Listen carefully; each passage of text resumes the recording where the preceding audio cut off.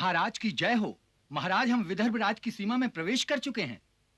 विदर्भ नरेश महाराज भीष्मक की जय। विदर्भ नरेश महाराज भीष्मक की जय। विदर्भ नरेश महाराज भीष्मक की जय। विदर्भ नरेश महाराज भीष्मक की जय। विदर्भ नरेश महाराज भीष्मक की जय। विदर्भ नरेश महाराज भीष्मक की जय। विदर्भ नरेश महाराज भीष्मक की जय। विदर्भ नरेश महाराज भीष्मक की जय। विदर्भ नरेश महाराज भीष्मक की जय। विदर्भ नरेश महाराज भीष्मक की जय। विदर्भ नरेश महाराज भीष्मक की जय।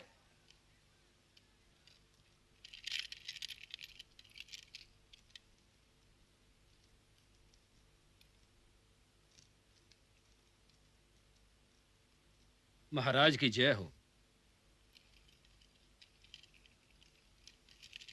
कोई समाचार सैनिक? अभी अभी समाचार मिला है कि मगध नरेश इधर ही की ओर पधार रहे हैं। पुत्र रुक्मी, तुम 2 कोस आगे जाकर मेरे परम मित्र मगध नरेश जरासंध का हमारी ओर से स्वागत करो। यदि आपकी ओर से स्वागत करूं तो अपनी ओर से क्या करूं पिताश्री?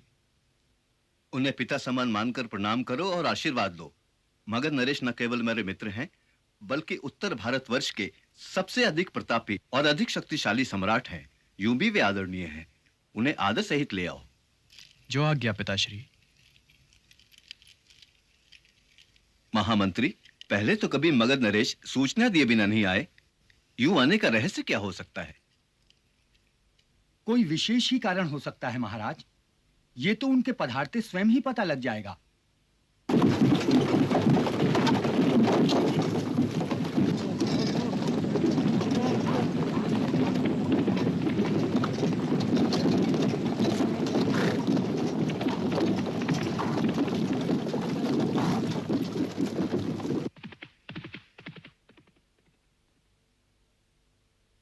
महाराज की जय हो।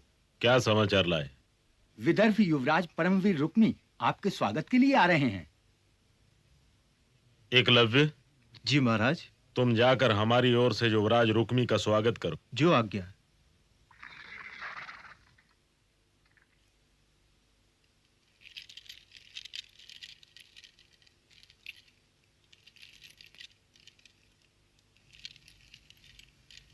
तुम्हारी आंखों में बैठी हुई कड़वाहट से मुझे लगता है कि आचार्य द्रोण ने तुम्हारे साथ बहुत बड़ा अन्याय किया है। वो कैसे युवराज? गुरु होने के नाते गुरु दक्षिणा मांगने का उन्हें अधिकार था और यह दक्षिणा देना मेरा कर्तव्य था। मेरा कटा हुआ अंगूठा मेरे गुरु का दिया वो वरदान है जो मानव जाति को विवश कर देगा कि गुरुदेव और अर्जुन के साथ मेरा नाम भी याद रखा जाए। उन दोनों के साथ मैं भी अमर हो गया युवराज। जब कभी भी इस जगत में गुरु के प्रति शिष्य की निष्ठा की बात निकलेगी, अर्जुन से पहले एकलव्य का नाम लिया जाएगा। जो तुम कह रहे हो वो भी सत्य है मित्र, परंतु अन्याय तो अन्याय होता है।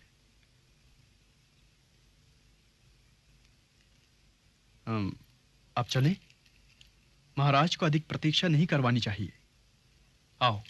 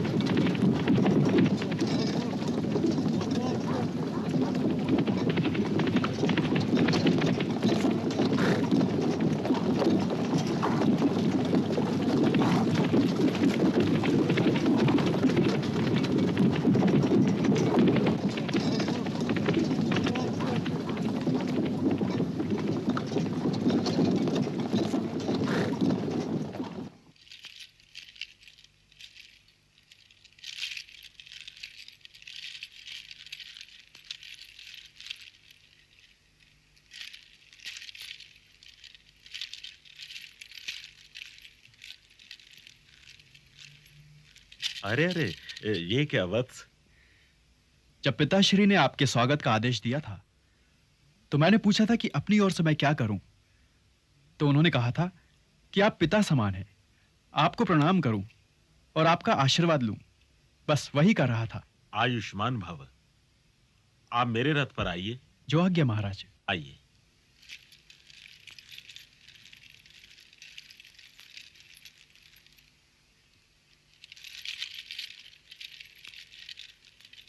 सारथी, रथ चलाओ।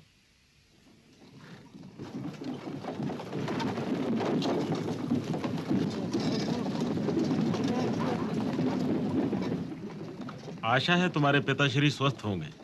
महादेव की कृपा है। आजकल वे रुक्मिणी के स्वयंवर के विषय में सोचते रहते हैं। अच्छा, तब तो मैं ठीक समय पर ही आया। वो कैसे महाराज? वास्तव में मैं इसी समस्या का समाधान लेकर आया हूं। तुम्हारे पिताश्री मेरे गहरे मित्र हैं। इस नाते रुक्मिणी मेरी भी पुत्री हुई। उसके लग्न के विषय में मैंने भी कुछ सोच रखा है।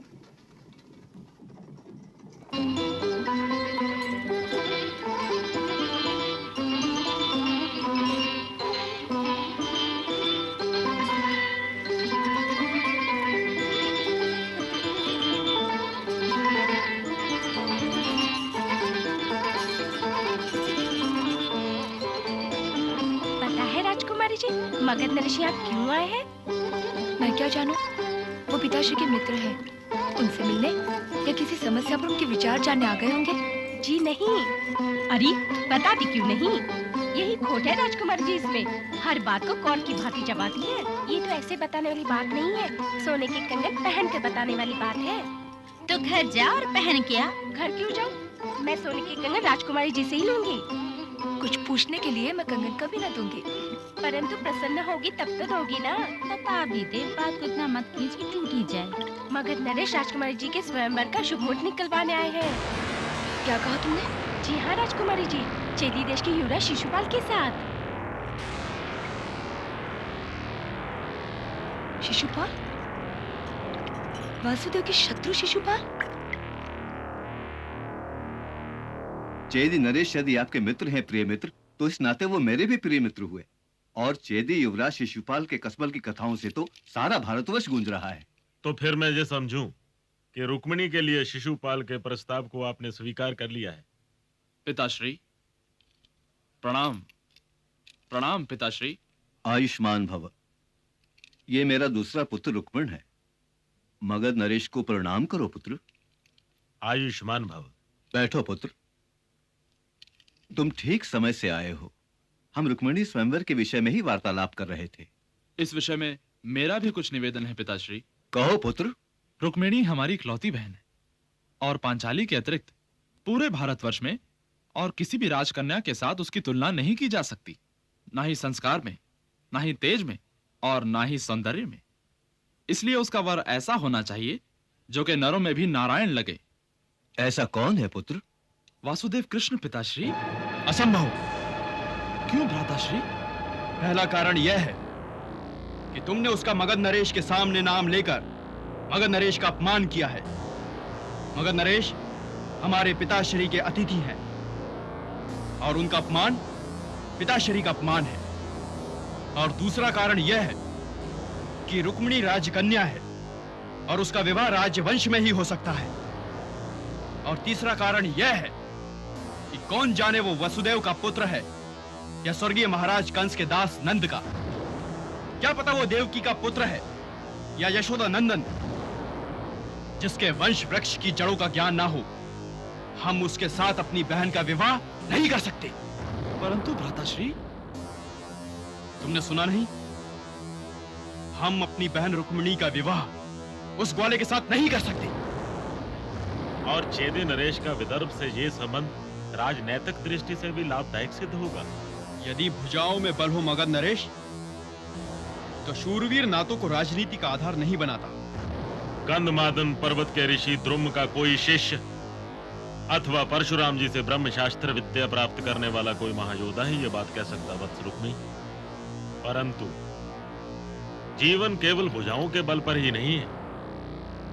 भुजाओं से आगे भी बहुत दूर तक है और पीछे भी बहुत दूर तक है।